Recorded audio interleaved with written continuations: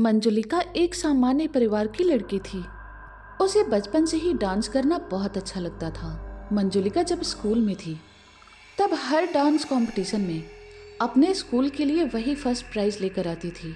जैसे ही मंजुलिका बड़ी हो गई वैसे ही उसने खुद का डांस क्लास खोल दिया और बच्चों को कम पैसों में अलग अलग तरह के डांस सिखाने लगी। समय आगे बढ़ रहा था। एक रात हमेशा की तरह मंजुलिका डांस क्लास से अपने घर की तरफ जा रही थी। उस वक्त रात के 8 बज चुके थे और मंजुलिका एक सुनसान सड़क से चल रही थी। अभी थोड़ी ही देर हो चुकी थी, लेकिन तभी अचानक मंजुलिका को किसी औरत के कुछ फुसफुसाने की आवाज आने लगी।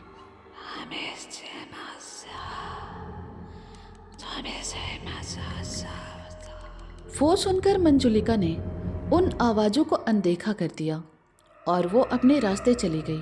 अभी कुछ ही देर हो चुकी थी, लेकिन तभी अचानक उसे किसी औरत के रोने की आवाज आने लगी।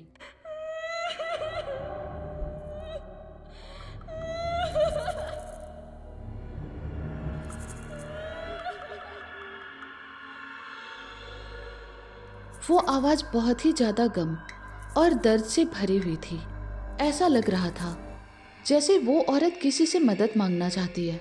इसीलिए मंजुलिका ने उस रोने की आवाज का पीछा किया और फिर कुछ देर तक पीछा करने के बाद मंजुलिका एक हवेली के पास आ गई।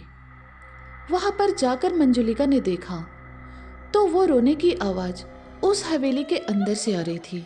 इसका मतलब वो औरत इसी हवेली के अंदर फंसी हुई है। ऐसा सोचकर मंजुलिका उस हवेली के अंदर चली गई। उस हवेली का दरवाजा पहले से ही खुला हुआ था, इसलिए मंजुलिका को वो दरवाजा खटखटाने की जरूरत नहीं पड़ी। मंजुलिका के अंदर आते ही अचानक से वो आवाज आना बंद हो गई और पूरी हवेली में सन्नाटा छा गया।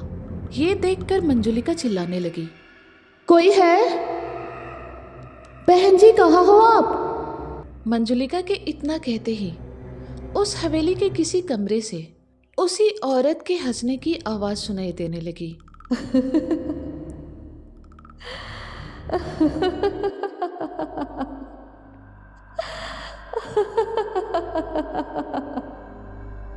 वो हंसी की आवाज पूरी हवेली में गूंजने लगी। ये देखकर मंजुलिका समझ गई कि यहाँ कुछ न कुछ तो गड़बड़ जरूर है। इसलिए वो वहां से वापस जाने लगी। अभी मंजुलिका उस हवेली से बाहर जाने ही वाली थी कि तभी अचानक उसके सामने वाले कमरे से उस औरत के गाने की आवाज आने लगी।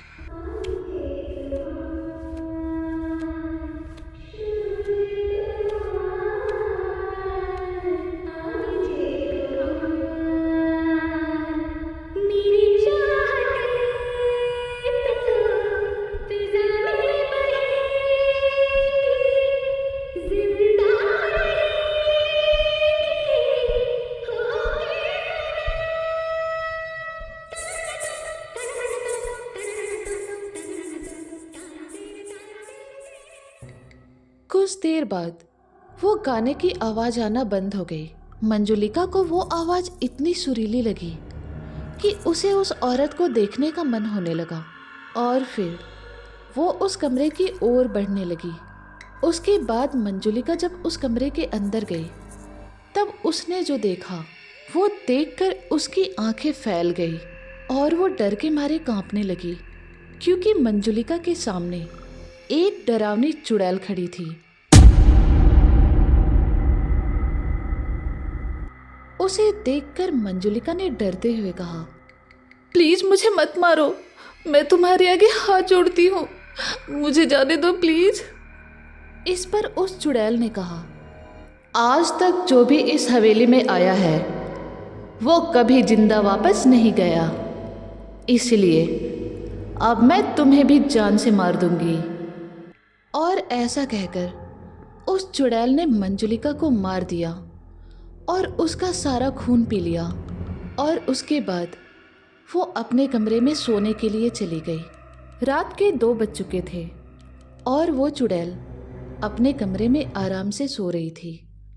अभी बस कुछ ही देर हुई थी, लेकिन तभी अचानक उसकी नींद खुल गई और फिर जब उसने अपने सामने देखा तो वो पूरी तरह से चौंक गई, क्योंकि उसके सामने मंजुलिका एक चुड़ैल के रूप में खड़ी थी।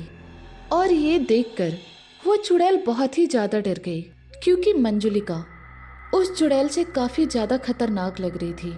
मंजुलिका ने उस चुड़ैल से कहा, अच्छा हुआ कि तुमने मुझे जान से मार दिया, क्योंकि मेरे मरने के बाद मुझे पता चला कि मैं कितनी खतरनाक हूँ। इस पर उस चुड़ैल ने कहा, लेकिन ये मेरी हवेली है, तुम कहीं और जाओ। तो मंजुलिका ने कहा, नहीं, अब मैं यही रहूंगी। इस पर उस चुड़ैल ने कहा, तो ठीक है, ये हवेली तुम रखो, मैं ही चली जाती हूँ कहीं और। इस पर मंजुलिका ने कहा, नहीं, तू भी चुड़ैल, मैं भी चुड़ैल, अब हम दोनों इसी हवेली में रहेंगे, बिल्कुल सगी बहनों की तरह। आज के बाद अगर इस हवेली की तरफ कोई भी इंसान आया तो हम दोनों बहनें उसे मिल बांट कर खाएंगे। मंजुलिका की ये बातें सुनकर वो चुड़ैल मुस्कुराने लगी और उसने कहा, ठीक है मेरी बहन, तुम मंजुलिका और मैं अंजुलिका, आज से ये हवेली हमारी है। उस रात के बाद से वो हवेली और भी ज़्यादा खौफनाक हो गई, क्योंकि अंजुलिका और मंजुलिका अभी भी उस हवेली में अपने अगले शिकार का इंतज़ार कर रही हैं।